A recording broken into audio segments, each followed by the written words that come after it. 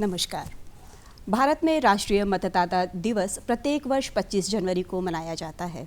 सरकार और सामाजिक संस्थाओं द्वारा नए मतदाताओं को जागरूक करने का इसका मुख्य उद्देश्य है। आज इसी विषय पर बातचीत करने के लिए हमारे साथ हैं अंतर्राष्ट्रीय एथलीट और मतदाता जागरूकता की स्वीप आइकॉन नीलू मिश्रा जी। स्वागत है नीलू जी आपका हमारे कार्यक्रम में। नीलू जी, जैसा कि वोटर्स डे को हम लोकतंत्र के त्यौहार के रूप में मनाते हैं, तो क्या खास तैयारियां की जा रही हैं वोटर्स डे? बिल्कुल, 25 जनवरी हमारे देश का सबसे बड़ा लोकतंत्र का त्यौहार है।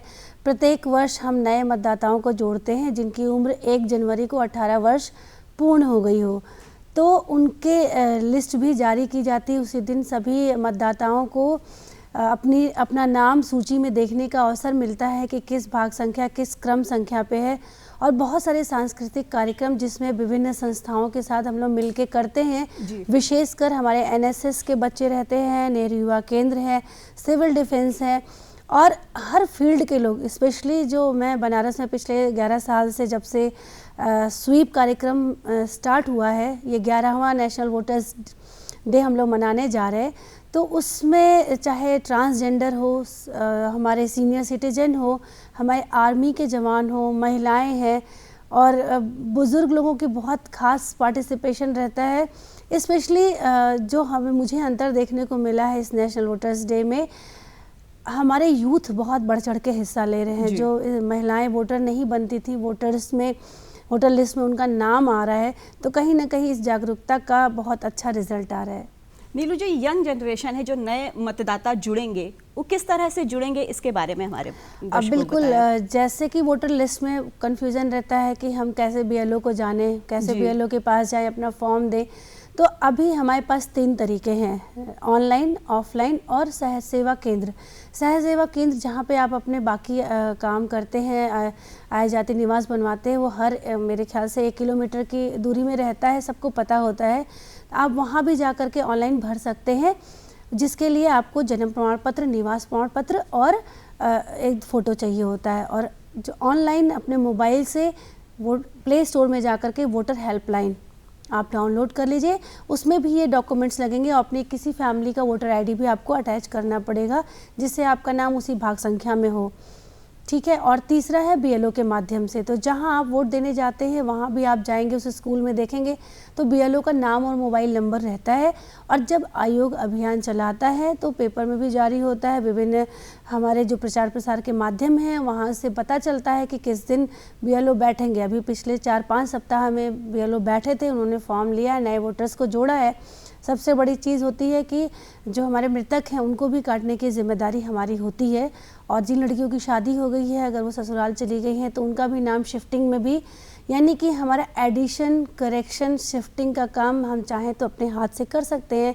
और डिलीशन के लिए, यानी कि अगर कोई शहर छोड़ के या देश छोड़ के चला गया या किसी की मृत्यु हो गई है, तो उसके लिए भी आप अप्लाई करेंगे, जिसके लिए हमारे निर्वाचन अधिकारी उसको सत्यापन करने के बाद डिलीट करते हैं। तो हमारी मतदाता सूची जब क्रिस्टल एंड क्लियर होगी और हर मतदाता को पता होगा कि उसका नाम सूची में किस क्रम संख्या पे है, किस भाग संख्या में है, तभी हम लोकतंत्र का जो त्यौहार होता है वोटिंग डे, हम एक जागरूक मतदाता के रूप में जाएंगे और आराम से वोट देंगे, हमको किसी प्रकार की समस्या नहीं होगी। ई एपिक कार्ड के बारे में आपसे जानना चाहेंगे कि क्या है ये? जी, आयोग बहुत बड़ा अच्छा काम कर रहा है। जो पहले प्रॉब्लम होती थी कि हमारा नाम वोटर लिस्ट में है लेकिन हमारे पास वोटर आईडी नहीं है, हमारे पास 15 ऑप्शन रहते थे कि आप कुछ भी एक ले करके जाइए और वोट दीजिए, कोई भी अपनी आईडी दिखाकर।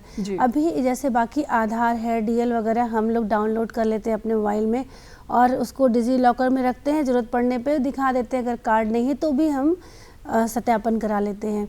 तो अभी आयोग एक बहुत बड़ा काम करने जा रहा है, उसकी लॉन्चिंग करने जा रहा है 25 जनवरी को भारत निर्वाचन आयोग ई एपिक कार्ड को डाउनलोड करने का। तो आप उसको डाउनलोड कर सकते हैं अपने वोटर आईडी नंबर से डाल करके वोटर हेल्पलाइन में या ईसीआई की वेबसाइट पे जाकर भारत निर्वाचन आयोग का जो वेबसाइट है वहाँ से भी अपने एपिक कार्ड को डाउनलोड करके अपने मोबाइल में रख सकते हैं और उसको प्रिंट भी करा सकते हैं।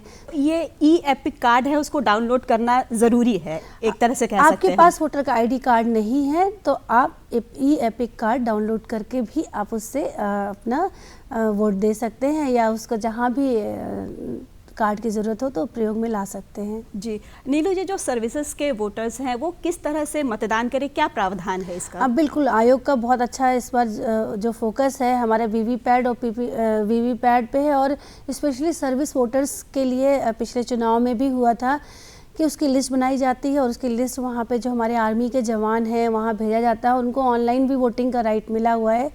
साथ में अगर आप नहीं आ पाते या वहाँ से नहीं हो पाती सुविधा, तो घर वालों को भी राइट दिया जाता है कि नॉमिनी बनाया जाता है कि उनकी फैमिली के लोग मेंबर या वाइफ है या कोई भी ऑथराइज पर्सन जाके वोट दे सकता है। तो सर्विस वोटर्स के होने से जो हमारा एक परसेंटेज छूट जाता था वोटिंग का, आर्मी के जवान जो हमारे बॉर्डर पे हैं वोट नहीं दे पाते थे, तो सर्विस वोटर्स का बहुत बड़ा योगदान है। विदेशों में भी जो हमारे भारत के नागरिक रह रहे हैं वो भी NRI वोटर बन सकते हैं, अपना आकर के फॉर्म हमारे जिला निर्वाचन कार्यालय में भर के और NRI वोटर बने। बहुत अच्छा फील होता है क्योंकि उनके लिए भी अलग से आयोग ने सुविधा दी हुई है। और ट्रांस कम्युनिटी का भी बहुत बड़ा रोल हो रहा है। इस बार जो मेरी जानकारी में मैंने एक विधानसभा में करीब 40 वोटर्स नए बनाए हैं, तो धीरे धीरे जागरूकता बढ़ी है। ट्रांस कम्युनिटी अपने आप को शो नहीं करती थी, वो नॉर्मल ये मेल या फीमेल में ही वो लोग चले जाते थे, लेकिन अब वो अपनी आइडेंटिटी को शो करने लगे हैं और वो उनके पास भी वोटिंग राइट्स हैं। हमारे सीनियर सिटीजन जिनको कि वोट देने का सबसे ज़्यादा शौक रहता है, उनका भी पार्टिसिपेशन बढ़ा है और सबसे ज़्यादा रोल युवाओं का है, क्योंकि सबसे अहम उनकी भूमिका है कि अगर आप युवा वोटर नहीं बनेंगे तो देश को बदलने में युवाओं की सोच सबसे मायने रखती है। तो अभी भी कहीं ना कहीं ये युवा वोटर्स निराशा है उनके दिमाग में। मैं जाती हूँ जब जागरूकता के लिए, तो 20-22 साल के बच्चे अभी वो इंटरेस्ट नहीं ले रहे हैं, जिसके लिए हमारे आयोग ने 2 कार्यक्रम चलाए हैं, चुनावी पाठशाला और हमारे स्कूल में मतदाता साक्षरता क्लब बने हुए हैं। तो class 9th 8th 9th 10th 11th 12th तक बच्चों को जागरूक किया जा रहा है स्कूलों के कार्यक्रम से। निबंध और बहुत सारे गेम्स, ऑनलाइन गेम्स हैं, डिबेट के माध्यम से, क्लब की एक्टिविटी के माध्यम से बच्चों के दिमाग में डाला जा रहा है। उनको इतना एजुकेट कर दिया जा रहा है कि जब 18 साल के हों तो आप खुद अपने मोबाइल से अपना वोटर ID कार्ड बनवाएं, अपने आप को मतदाता खुद बनाएं तो अच्छा लगेगा। ये चीज़ें बहुत चेंज हो रही हैं। जी नीलू जी, दिव्यांग और वृद्ध जो हमारे वोटर्स हैं उनके लिए क्या सुविधाएं और क्या व्यवस्थाएं की जा रही हैं? बिल्कुल, जो प्ले स्टोर में जैसे वोटर हेल्पलाइन मैंने बताया, वैसे ही PWD हेल्पलाइन भी है, वो भी आप डाउनलोड करें। जो हमारे हिचकते हैं दिव्यांग हमारे वोटर्स कि हम कैसे जाएंगे, क्या सुविधा मिलेगी कि नहीं, तो उस पर आप अपना पूरा लिस्ट दे सकते हैं। आपका वोटिंग प्लेस कहाँ है, जाने के लिए उनको गाड़ी भी मंगा सकते हैं, और उनके रैम्प बना हुआ है कि नहीं उनके पोलिंग स्टेशन पे। तो सारी चीज़ें उनको एक ऐप के माध्यम से मिलती हैं। जो भी उनको रिक्वायरमेंट होगी तो उस ऐप के माध्यम से वो मांग कर सकते हैं, और बहुत बिल्कुल उनको डरने की ज़रूरत नहीं है। अगर आप वोट के लिए भी जाते हैं तो आपको वहाँ पे हमारे आजकल NSS के और स्काउट गाइड के बच्चे रहते हैं जो कि व्हील चेयर ECI प्रोवाइड कराता है उनके लिए। व्हील चेयर से रैंप पे पूरा उनको रूम तक ले जाते हैं और बहुत आराम से वो वोट दे के आते हैं, किसी प्रकार की कोई प्रॉब्लम नहीं होती है। तो दिव्यांग वोटर्स के लिए आयोग बहुत ही अच्छे से मेहनत कर रहा है। और लोग कहते थे वोटर कैसे बनेंगे, तो दिव्यांग वोटर्स के लिए भी वही सुविधा है कि घर बैठ के भी वोटर बन सकते हैं, उनको कहीं भाग दौड़ करने की ज़रूरत नहीं है। नीलू जी, आप हमारे कार्यक्रम में आई, आपका बहुत बहुत धन्यवाद। Thank you so much.